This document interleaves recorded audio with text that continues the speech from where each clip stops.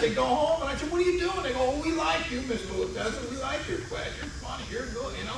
And I thought, well, and I got to think, well, they're motivated for me. They're not motivated for anything else. So the key was, how do you get them engaged in those other things? So I appreciate that dilemma. It is a tough one. But this is a little different than schoolwork. It's a little different than schoolwork. And again, what are you trying to do? If you have a good relationship, and you got to make it very relevant for them. One of the reasons they don't always do schoolwork, they don't see the relevance. Okay? This is directly related to them. That's one of the problems with groups sometimes, is we're practicing things, and the kids sitting there thinking, that never happened to me. You know, that ain't how what goes down with me, right? But here it's one-on-one. It's about what they're dealing with, not about some abstract thing out of a book. So that's the plus of this, you know, is that. But yeah, that's a challenge. We do hear that, especially the real high-end, you know, kids. I mean, Cincinnati, we're running a model in juvenile court, and that's what they say. We're having a hard time getting it. So then we work with, but if we hear that in the tapes, we'll help the staff develop some different kind of homework, you know, to get the kids started on it. So that's part of why we do the QA, but they do struggle with that. What else? I forget what the question is. Yeah, go on. What does that stand for?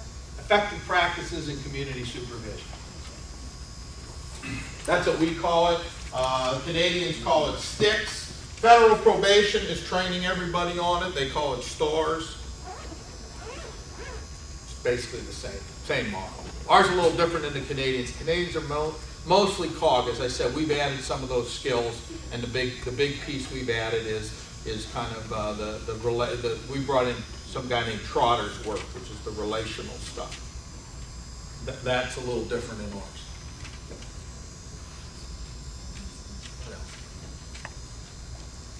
Well, some of you that are administrators, what are your biggest challenges? Did I hit them? Huh? I run diversion, and some of my challenges are what I think is high risk and what an assessment instrument thinks is high risk is very different than what the family thinks and what old school thinks. You know, I have really low risk offenders who pushed mom when they had a fight because they wanted their phone, and now I have a domestic assault. And we get a zillion of these in-home criminals, and I still very much have staff who think they need to be held accountable. I'm working with them on accountability needs to take place in the home, and we can assist them in that. But I don't consider those really high-risk kids. I don't consider them really at-risk kids. Yeah. I mean, how are you assessing them?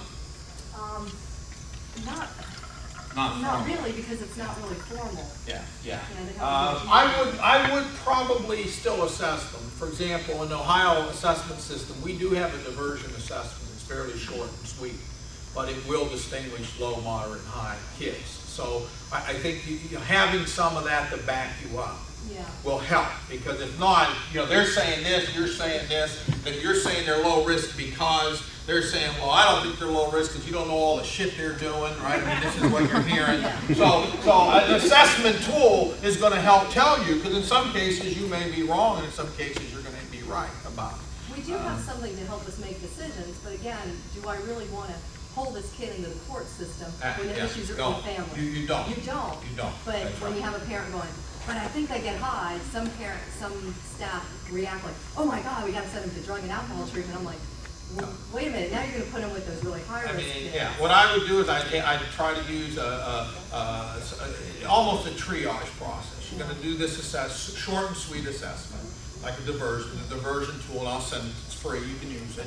And then when you do get a case, though, where the kid isn't low risk on that, now what do we say? Well, he needs more assessment. All right? Now we got to dig a little deeper. I mean, assessment's just like treatment, right? Low, don't do much, right? High, you do a lot. Assessment's the same way. I get a low risk kid, everything. But if they're high, I need to know a lot more. All right, or moderate. You're probably not getting too many high, but you're getting some moderate risk kids. So I would do that assessment because it helps you defend your decisions a lot. All right, if you've got to go in front of the judge or whoever it is, and you can say, look, we collected this information. This is where this kid is at. Again, those parents want you to fix their kids, but I think you have to think about somehow, working with them to understand that the last thing they want is for their kid to be brought into, the system. Yeah. And then there's there's also the equitability. If you have two kids who come in for the exact same charge, but this one is blessed with a really effed up family, I mean, do we really want to put that kid in front of a judge just because of their family? Is that equitable? Is that? Well, I worry less about that than in looking at risk. All right, so I would assess risk. If it's objectively done and well done, it should give you some indicators. So yeah, I understand that, well, this kid got a really screwed up family, blah, blah, blah, I don't want to, but if that's really contributing to their risk, and because of that, they're going unsupervised, they're skipping school, other things are going on, you know what? You may need some intervention. All right, now you may have to design that, if you want to still keep mine, you have to design that intervention That's what we're working on. out of the system. All right, but assessment should be done at that point. You are making some decisions. And what happens when he screws up and comes back again?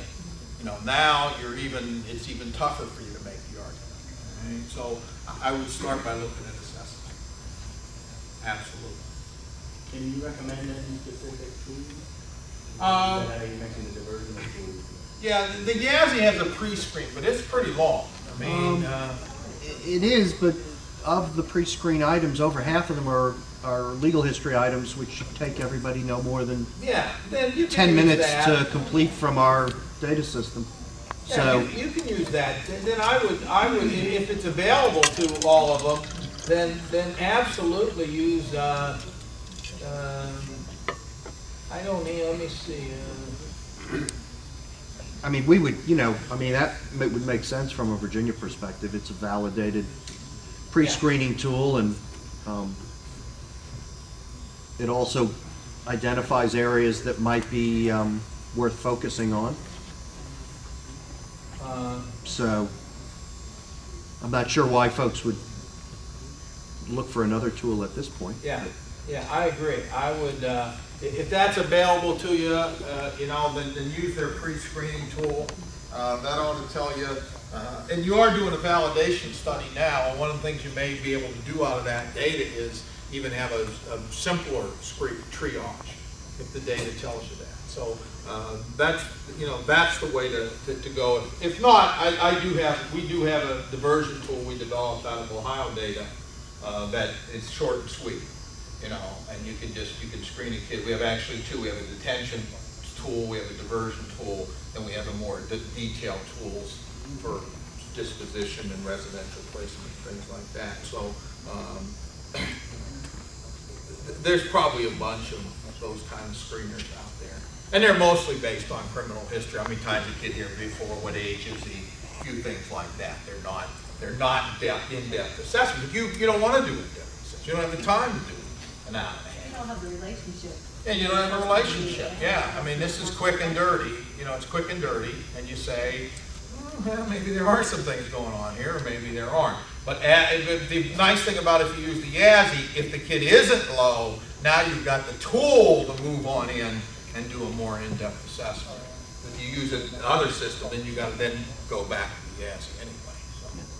And Amy, for us, not every diversion has to be the same. You take a low-risk kid like you described, who there's really nothing else going on, and you tell them to behave themselves and not come back.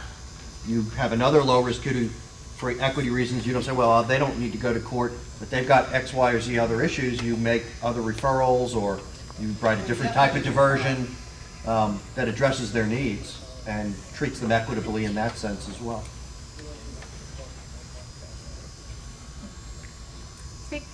Speaking about HUD referrals that we make, and I know we have a lot of providers, contract providers who are here at the conference, and perhaps some in the room. I was curious, in localities where you've been engaged in this work, and you were talking about probation staff primarily in receiving training in using cognitive behavioral interventions during sessions, to what extent or how are contract providers part of that process in communities where you've worked, and they've been part of the training as well?